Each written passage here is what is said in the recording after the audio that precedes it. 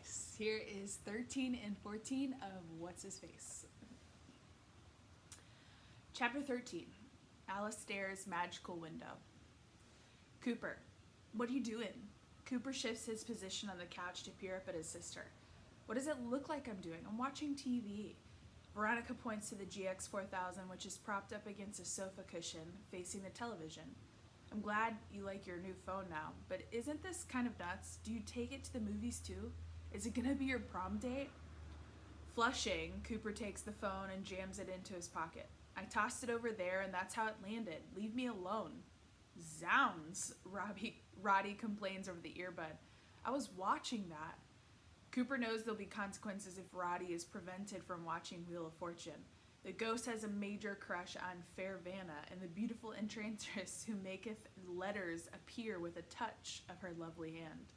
Somehow Rowdy has turned into a dedicated TV addict and couch potato.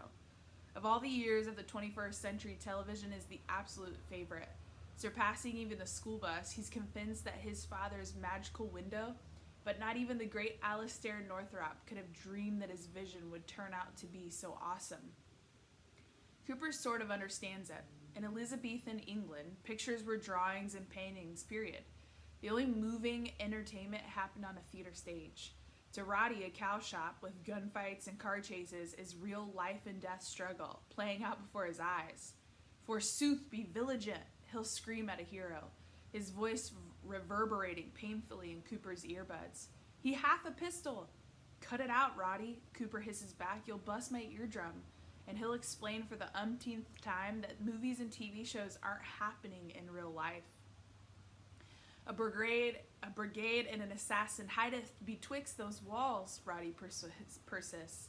An actor hideth betwixt these walls, and this gun is probably made of plastic. None of this makes much impression on Rowdy, which this is plastic? He calls out warnings during action shows and cries during the sad parts of the soap operas. During game show, he marvels at the prizes like trips to places he's never heard of and home appliances that perform functions he can't begin to imagine. He laughs uproariously at comedies, although he doesn't get very many of the jokes. If the laugh track is going, he assumes that a great many people are finding this funny, and that's enough for him. The modern language he picks up from TV isn't even finding its way into 16th century. Speech and sentences like forsooth, the death cart is a major bummer, and chillax, Cooper Vega, dis not the memory of my brilliant father. Veronica has no idea of any of this. All she sees is her brother bonding with an electronic device. She sits down beside him on the couch. Mom and Dad are worried about you. You're not making any friends here. The kids in this town are about as friendly as an open grave, he tells her, and that starts with your new boyfriend's brother. The thing is, Veronica goes on, we hear you talking to yourself. I don't talk to myself, Cooper says irritably. I'm calling old friends. That's why they got us the phones in the first place, remember? Save it, Coop. This is me you're talking to. You're not calling anybody. The bill just came in. You made like 3 calls the whole month. Uh-oh. He and Rowdy have been working on the role of Romeo, which often has them staying up late into the night. He was relying on the phone to be his excuse for all the talking. He never considered that the family cell phone bill would give him away. I'm practicing my part for Romeo and Juliet, he explains. Oh, please, she retorts. Chad's brother says you have exactly 1 line. I want to do a good job, okay? Besides, I'm under the understudy for Romeo, so I have to learn his part too. But, he adds quickly, don't say anything to Chad because Brock can't know about it. This is just in case he gets sick or drops out or something. Maybe Chad is smart, but it definitely doesn't run in the family. Fine, I'll pass that along to Mom and Dad. It'll make them feel better. They're afraid that this latest move put you over the edge. Her eyes narrow. You're telling me the truth, right? Verily. She freezes in the doorway. What? He grins. Sorry, it's Shakespeare in the brain. After a while, you start talking like that. A loud laugh escapes her. You as Romeo. You think the world's ready for that? It doesn't look like Cooper is going to have a chance to be Romeo anytime soon. Brock is improving at his role every day, and he's still not a great actor, but he's learning his lines, which are, let's face it, pretty hard. Cooper can relate. He spends his days struggling to follow Rowdy's Elizabethan English, and Shakespeare is even more flowery and fancied up. Brock is putting in the effort to make it happen, mostly because he likes the attention. He's already the school's soccer star, but his status as an actor bumps that up to another level. He gets away with obnoxious things all he always does because now he does them Romeo style, like pushing to the front of the cafeteria line, sneering, "Begone, vile Capulets," or passing gas in the locker room because farting is such a sweet sorrow. But the main reason Brock is embracing his role is the girl he gets to romance on stage. As rehearsals progress from learning lines to actual staging, the relationship between Brock Romeo and Jolie and Juliet continues to bloom. During the famous balcony scene, Jolie looks down at Brock with pure love in her eyes, and Cooper used to believe that was her talent as an actress. Now he's not sure what to believe. And if Cooper isn't too thrilled about it, Rowdy's in full lamnet. Would that the plague had turned me to dust ere I wrote this accursed play? I thought the plague doesn't turn you to dust, Cooper reminds him sourly. You get oozing eruptions, remember? I forgive thee thy harsh words, Cooper Vega, for I know thy heart be cleft in twain. I have no idea what that means, Cooper mutters, shoving the GX4000 back in his pocket. But there's nothing wrong with my heart or any other part of me. It's a lie. Watching Earth's favorite star-crossed lovers on stage is giving him stomach cramps. When Jolie invited him to Adventureland, he really felt that the things were starting to click between them. That may as well have been something that happened way back in Rowdy's time. Since then, it's been all Brock and Jolie, Jolie and Brock. After school, he comes up between the two of them racing on rollerblades down a steep hill and over a makeshift jump ramp they've fashioned from wooden boards and cinder blocks. They're laughing and looping it up, and their faces pink with enjoyment and exertion. Spying him, Jolie waves, "Come join us." "No thanks," he calls back. "Art thou milk-livered?" Rowdy demands. "Leave her not in thy hands of that buffoon. Fetch thy wheeled boots and roll." "My wheeled boots aren't even unpacked yet," Cooper tells him. "And you know what? Because I stink at rollerblading, I skate on my ankles." "Alas," Rowdy says mournfully, "never did I believe my friend Cooper Vega would give up the contest so freely." "There's no contest," Cooper tells him bitterly. "He won, I lost, that's the way she wants it." "She invited thee," the ghost argues. "I heard this with these very ears. I'm going home, Rowdy, and you're coming with me. 20 minutes to Vanna." "Thou shalt not distract me so easily," Rowdy insists. "Mine Ursula loved me not, but there is still hope for thee. Thou hast not been voted off the island." Cooper stops in his tracks. "Rowdy, you watch too much Magical Window."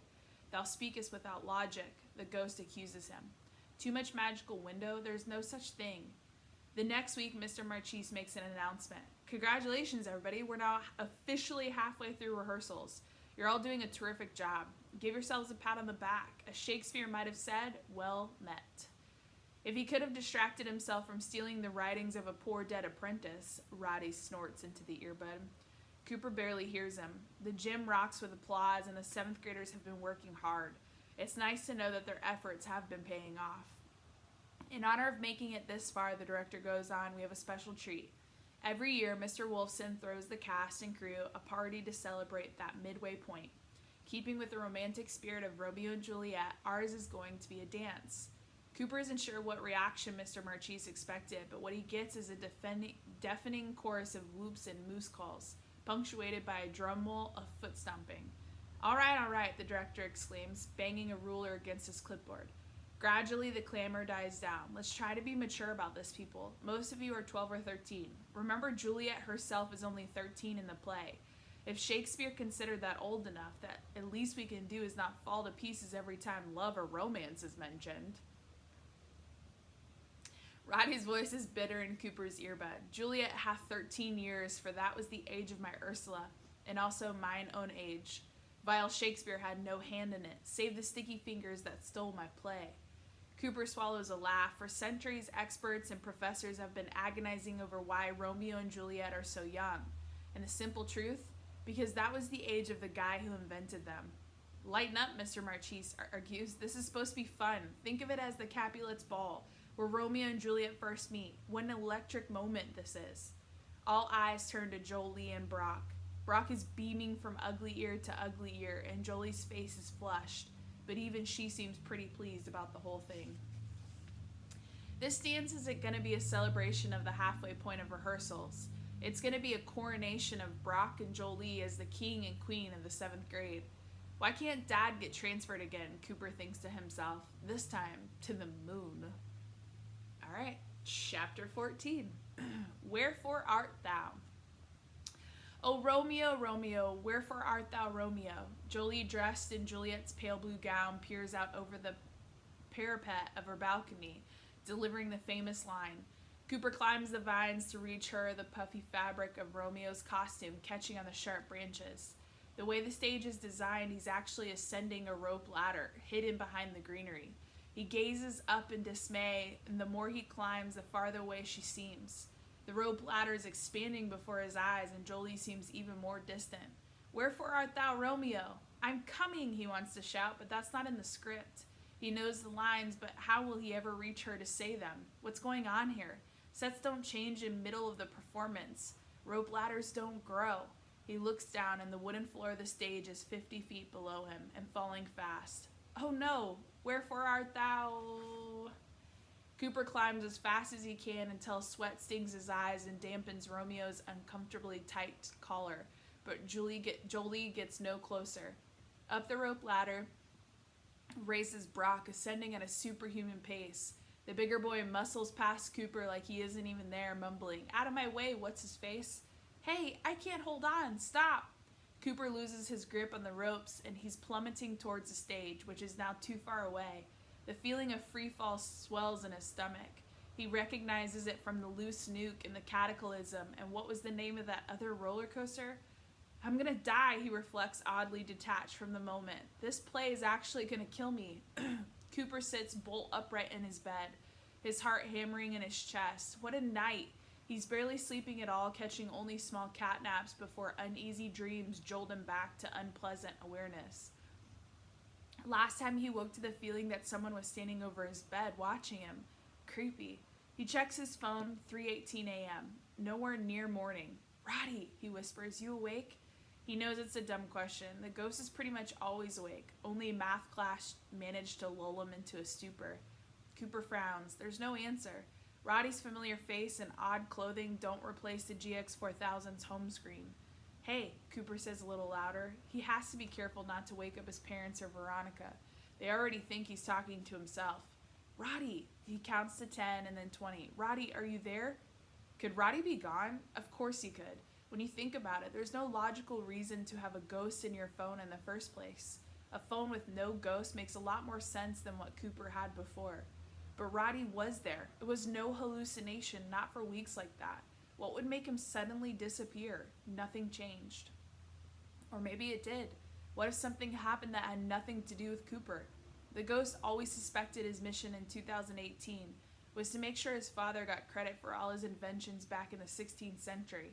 Maybe at this very moment a guy is writing a book about the great alchemist Alistair Northrop, and poor Rowdy can finally rest in peace. That means I'm free. All at once Cooper's aware of the heavy weight pressing down on his chest, constricting his airways and making it hard to breathe. He doesn't feel like he's been released. He feels like he's been abandoned.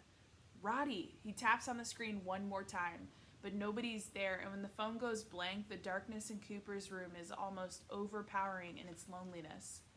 Ugh! Cooper betrays himself. You're left alone, friends, behind to the field of a football team. What's so different about this? With that, a silvery shape flashes through the window, circles the room twice, and is sucked into the GX4000 with a vague slurping sound. Rowdy? When the screen illuminates, the ghost is grinning out at him, Brock style. "'Tis night, Cooper Vega, thou shouldst be sleeping. Never mind what I shouldst be doing. How did you get out of the phone?"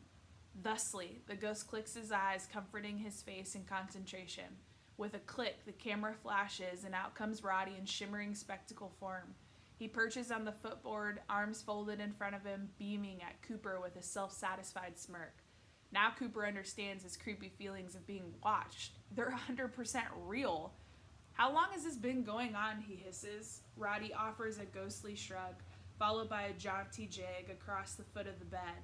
He leaps off the comforter and is drawn back into the phone. "Is it not joyous?" he raves. "O Cooper Vegas, such wonders have I beheld in my travels, beyond the walls of thy dwelling. A light in thine own yard, possessed of such great intelligence, that it shineth upon every passing squirrel, and yet not upon me. A red iron post on your avenue that is so revered by hounds that each one lifteth his leg in respectful salute. A manner of school bus that travels not on the ground but high in the air with wings like a bird. Yeah, great stuff, Cooper says impatiently. How did anybody see you? You kind of shine in the dark, you know. Alas, yes, her body stiffened at the sight of me, and a shrill cry did she make. She chases me through my yards before I did elude her. Cooper holds his head. Do you think she'll call the cops? The last thing they need is ghost sightings around the neighborhood. Rowdy brow furrows in the screen. I think not. After all, she is but a cat. Yeah, but if a cat can see you, a human can too, Cooper worries. Some people get crazy about supernatural things. We could end up on a team of Ghostbuster wannabes combing the area. What happens if one of them notices whose phone you whoosh back into? Worry not, Cooper Vega. I shall be the soul of caution. Cooper is not comforted. This is the same guy who left his life's work lying around where a thief named Shakespeare could steal it. All right, that's 13-14.